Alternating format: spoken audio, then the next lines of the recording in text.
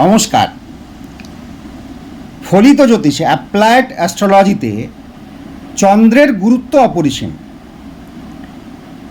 এই পৃথিবী যদি আমাদের শরীর হয়, আর রবি হয় আত্মা, আর চন্দ্র তার মন, তাহলে আত্মা যতক্ষণ না পর্যন্ত শরীর থেকে নির্গত হয়, শরীরের যে মৃত্যু নেই এটা যেমন ঠিক, সেরকম মন যদি মরে যায় তাহলে অনুভূতিহীন হয়ে যে বেঁচে থাকা সেটাও কিন্তু মৃত্যুরই সমান। তাই চন্দ্র ছাড়া এই অনুভূতিগুলো নিয়ে, চন্দ্রের দখলে যেগুলো আমাদের মনের যে অনুভূতি, কারণ চন্দ্র তো মনের কারক, তাহলে অনুভূতিগুলো নিয়েই কিন্তু জ্যোতিষশাস্ত্র।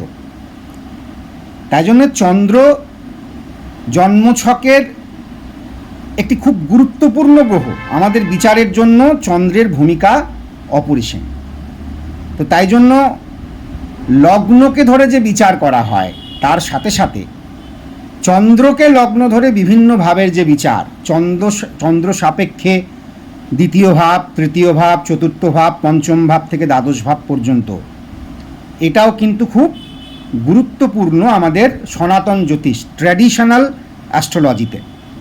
এবং গুরুত্বপূর্ণ বলেই যে আমাদের যে মুনি ঋষিরা, তারা চন্দ্র কেন্দ্রিক বিভিন্ন যোগের কথা বলে গেছেন। অনাফা যোগ, সুনাফা যোগ, ধুরধরা যোগ, এবং সব থেকে গুরুত্বপূর্ণ হচ্ছে কেন্দ্রুম যোগ। এই যোগ যদি খুব বেশি প্রভাব বিস্তার করে কোনো জাতক জাতিকার ওপর, তাহলে তারা রাজা থেকে কাঙাল পর্যন্ত হয়ে যেতে পারে। এইবার চন্দ্র নিয়ে আলোচনা করতে গেলে একদম প্রথমে তত্ত্বের কথায় আসা যাক। চন্দ্রকে জলতত্ত্বের গ্রহ বলা হলেও ট্র্যাডিশনাল অ্যাস্ট্রোলজি যে আমাদের 5টা তত্ত্ব, এই 5টা তত্ত্বের দখল যে 5টা গ্রহকে দিয়েছে, তার মধ্যে কিন্তু চন্দ্র নেই।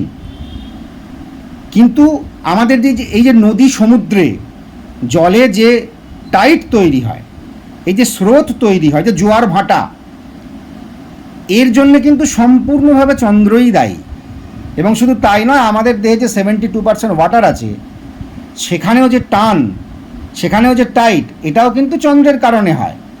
এই জন্যেই চন্দ্রকে জলতত্ত্বের ওপর একটা এত বড় অধিকার দেওয়া হয়েছে। 5টা তত্ত্ব নিয়ে বলতে গেলে প্রথমে যে ভগবান কথাটা, এই কথাটা বলতে হয়, কারণ ভগবানের মানে গতি কোথায়, কোণে কোণে কোণে কোণের উপস্থিতি। তা এটার রুট শব্দটা কি? ভাগাবত, ভাগাবতা আ। ভূমি, গগন, বায়ু, তেজস আর অপ, অগ্নি, পৃথ্বী, বায়ু, জল আর আকাশ। কিন্তু রবি, চন্দ্র আর রাহু, কেতু, এদের কোনো আলাদা করে তত্ত্ব দেওয়া হয়নি। কারণ রবি মানে আত্মা আর চন্দ্র মানে মন। আত্মা এবং মনের কখনো একটা তত্ত্বে উপস্থিতি নয়, এরা যেখানে পারে, যেখানে চায় এরা ঘুরতে পারে। এবং রাহু কেতু দুটো নোটস, এরা যেভাবে বসে, যে তত্ত্বের রাশিতে বসে, তাদের মতোই কি হয়, অ্যাক্ট করে। তা অগ্নিতত্ত্বের গ্রহ হচ্ছে, অগ্নিতত্ত্ব যে গ্রহকে দেয়া হয়েছে অধিকার, সেটা হচ্ছে মঙ্গল। বায়ুতত্ত্বের শনি, ভূমির পৃথ্বীতত্ত্বের হচ্ছে বুধ, জলতত্ত্বের শুক্র, এবং আকাশতত্ত্বের কে না, বৃহস্পতি। এবার চন্দ্র আমাদের জন্মকুণ্ডলিতে যেভাবে বসে এবং তার সমসপ্তমের পূর্ণ দৃষ্টি যে ভাবের ওপর দিয়ে রাখে, কারণ চন্দ্রের তো একটাই দৃষ্টি আছে, সপ্তম দৃষ্টি। এই দুটো ভাবের ভাইব্রেশন কিন্তু আমাদের মনে সব সময় হয়। যে জাতক জাতিকাদের যেভাবে চন্দ্র বসে আছে, তার সমসপ্তম দৃষ্টি ঠিক উল্টোভাবে দেয়া আছে। মানে কোনো জাতক বা জাতিকার যদি লগ্ন সাপেক্ষে দ্বিতীয়ভাবে চন্দ্র বসে থাকে, তাহলে তার সমসপ্তম দৃষ্টি কোথায় না, অষ্টম ভাবে, দ্বিতীয়ের ঠিক উল্টো দিকের ভাবটা। তাহলে সে জীবনে দ্বিতীয় এবং অষ্টম ভাবে যে কারকতাগুলো, এর চিন্তা, এর ডিজায়ারই কিন্তু এই জাতক বা জাতিকার মনের মধ্যে সব সময় আসবে। এবার আমরা একটা কথা বারবার বলি, যে চন্দ্র যেখানে বসে থাকে তার আগু পিছু, মানে আগে এবং পিছনে এবং তার থেকে সমসপ্তমে যদি কোনো গ্রহ না থাকে, সেই ঘরগুলো যদি খালি থাকে, তাহলে চন্দ্রের পাওয়ার কিন্তু খুব একটা বেশি থাকে না। অতএব চন্দ্র যদি কারো জন্মছকে শক্তিশালী না হয়, তাহলে যতই ভালো ভালো যোগ থাকুক না কেন, সে ইন্টেলিজেন্ট হয়তো, হ্যাঁ, সে খুব ভালো গান গাইতে পারে, হ্যাঁ, তার অঙ্ক করার হাত খুব ভালো, যাই হোক না কেন, সে কিন্তু জীবনে তার এই প্রতিভাগুলো নিয়ে একটা স্থায়ী জায়গা পাবে না। কারণ কি, তার মনটা সেই জায়গায় তাদের নিয়ে যেতে পারবে না। কারণ মনের কারক গ্রহ চন্দ্রই তখন দুর্বল থাকবে। যদি চন্দ্র সাপেক্ষে দ্বিতীয়, দ্বাদশে এবং সপ্তমে খুব গুরুত্বপূর্ণ তিনটে ভাব, এই তিনটে ভাবে যদি কোনো গ্রহই না থাকে, তাহলে সেই চার্ট কিন্তু অনেকটা দুর্বল হয়ে যায়। তার কারণটা কি? আজকে এই দ্বিতীয়, দ্বাদশ আর সপ্তম চন্দ্র সাপেক্ষে এই তিনটে ভাব নিয়ে আলোচনা করা যাক। এর পরেতে আবার যখন চন্দ্রকে লগ্ন ধরে বিভিন্ন ভাবের যে বিচার, এই পার্ট 2 দ্বিতীয় ভিডিওতে আসবো, তখন ষষ্ঠ, অষ্টম, চতুর্থ, দশম এই বাকি ঘরগুলো নিয়েও কিন্তু আলোচনা করব। এবার আসা যাক চন্দ্র থেকে দ্বিতীয় ঘর ভীষণ গুরুত্বপূর্ণ কেন। বলা হয় চন্দ্র থেকে দ্বিতীয় ভাবে যদি এমন কোনো গ্রহ থাকে যে ওই ভাবটা তার, এমন কোনো গ্রহ বসে থাকে যে ওই ভাবটা তার মূল ত্রিকোণ ভাব, তাহলে সেই জাতক জাতিকা কি হয়, কর্মে দুর্দান্ত হয়, তার কেরিয়ার দুর্দান্ত হয়। ধরুন চন্দ্র কারো মকর রাশিতে বসে আছে, আর চন্দ্র সাপেক্ষে দ্বিতীয় ভাব কুম্ভতে বসে আছে শনি। কুম্ভ রাশি কি শনির মূল ত্রিকোণ ভাব, ঠিক আছে? তখন এই জাতক বা জাতিকার কেরিয়ার দুর্দান্ত হয়। তাহলে চন্দ্র সাপেক্ষে দ্বিতীয় ভাবটা এতটা গুরুত্বপূর্ণ কেন? তা এটা তাদের কি, দ্বিতীয় ভাবটা কি দেখায় না, তাদের কাজ করার এনভায়রনমেন্ট, কাজ করার পরিবেশ কেমন হবে, সে তার মনোমতো পরিবেশ পাবে কি না।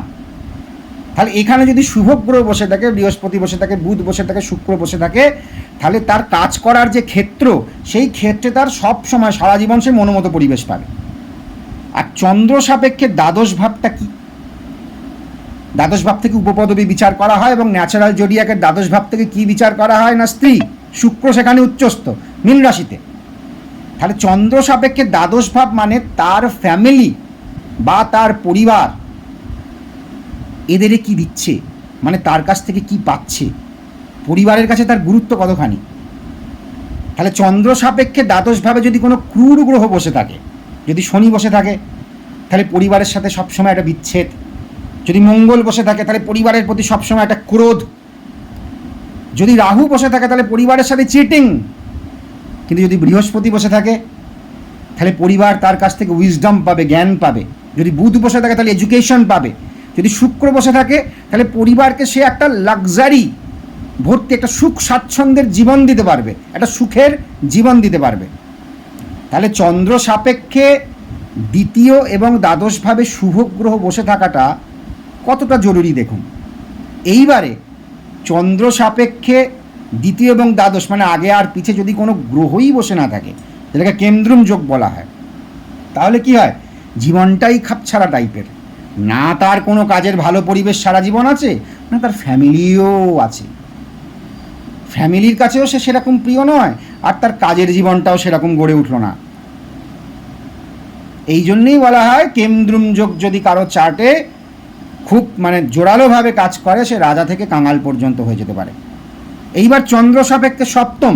চন্দ্র সাপেক্ষে সপ্তম মানে কি না, সমাজ আমাদের কাছ থেকে কি চাইছে, সমাজ আমাদের কিভাবে দেখছে, এটা হচ্ছে চন্দ্র সাপেক্ষে সপ্তম। তাহলে চন্দ্র সাপেক্ষে সপ্তমে যদি শুভ গ্রহ বসে থাকে, বৃহস্পতি বসে থাকে, তাহলে সমাজ কি আমাদের কাছ থেকে জ্ঞান চায়, উইজডম চায়, আমাদের কনসালটেন্সি চায়। তার মানে কি সমাজের কাছে আমাদের গুরুত্ব খুব। চন্দ্র সাপেক্ষে বুধ মানে কি আমরা সমাজকে এডুকেশন দিতে পারবো। কিন্তু এই চন্দ্র সাপেক্ষে যদি মঙ্গল থাকে, তাহলে কি সমাজ আমাদের কাছ থেকে ফাইট চাইবে, এবং তার সাথে সাথে কি আমাদের এই ফাইট করার জীবনটাও কিন্তু খুব বেড়ে যাবে। তাহলে চন্দ্র সাপেক্ষে দ্বিতীয়, দ্বাদশ এবং সপ্তম এই তিনটে ভাব ভীষণ গুরুত্বপূর্ণ। তাই দেখুন, যখন আমরা কোনো চার্টের প্রেডিকশন করি, বিচার করি, তখন শুধু লগ্ন সাপেক্ষে বিচার করলেই কিন্তু ছেড়ে দেওয়া যাবে না। বিচার করে চন্দ্র সাপেক্ষে যে বাকি ঘরগুলো, চন্দ্র সাপেক্ষে দ্বিতীয়, চন্দ্র সাপেক্ষে তৃতীয়, চতুর্থ, এই যে ঘর, এইগুলোরও বিচার কিন্তু খুব গুরুত্বপূর্ণ হয়ে পড়ে। এবং এটা আজকের বিচার নয়, এটা একদম প্রাচীন জ্যোতিষশাস্ত্রের, আমাদের সনাতন জ্যোতিষের বহু পুরনো চন্দ্রকে লগ্ন ধরে বিচার করা। তা আজকে এই ভিডিওর প্রথম ভাগে, ফার্স্ট পার্টে এইটুকু আলোচনা করলাম। এর দ্বিতীয় পার্টে বাকি ভাবগুলোকে নিয়ে আলোচনাতে আসব। অবশ্যই সাথে থাকবেন, আমাকে ফলো রাখুন। আশা করব যে আপনারা যেরকম চাইছেন সেইভাবে এই জ্যোতিষ ব্যাপারটাকে আপনাদের কাছে প্রেজেন্ট করতে পারব। আজ এইটুকুই, নমস্কার।